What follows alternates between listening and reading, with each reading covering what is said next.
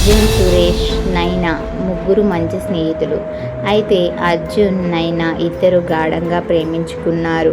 అయితే మధ్యలో సురేష్ నైనాని కూడా ప్రేమించాడు.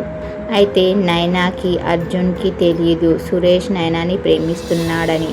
ఆ విషయం తెలిసాక అర్జున్ని సురేష్ చంపాడు. నైనా ఆ బాధ తట్టుకోలేక సురేష్ లే లే సురేష్ లే అని నైనా ఏడుస్తుంది. కానీ అర్జున్ తన ప్రాణాన్ని కోల్పోయాడు. అప్పుడే ఆ బాధ తట్టుకోలేక నైనా చెరువులోకి దూకింది, చనిపోయింది. అయితే అప్పుడు సురేష్ హహహహ అని భయంకరంగా నవ్వాడు.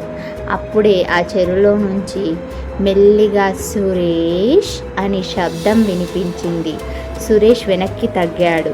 అక్కడి నుంచి నైనా, అర్జున్ ఇద్దరు బయటికి వచ్చారు. సురేష్ని ఆ చెరువులోకి లాక్కెళ్ళారు. సురేష్ కూడా చనిపోయాడు. అక్కడ ముగ్గురి ఆత్మలు తిరుగుతూ ఉన్నాయి. ఆ చెరువు దగ్గరికి ఎవరైతే వెళ్తారో అక్కడ 2 ఆత్మల నీడలు కనిపిస్తూ ఉంటాయి. అక్కడ సురేష్ ఆత్మ కూడా తిరుగుతూ ఉంది. అక్కడ 3 ఆత్మల నీడలు కనిపిస్తూ ఉంటాయి. అయితే సురేష్, నైనా, అర్జున్ ముగ్గురు కలిసి అక్కడ ఆత్మలై తిరుగుతున్నారని ఊరి ప్రజలు అనుకుంటూ ఉంటారు. కానీ అక్కడ సురేష్ ఆత్మ మాత్రం కొద్దిగానే తిరుగుతూ ఉంటుంది.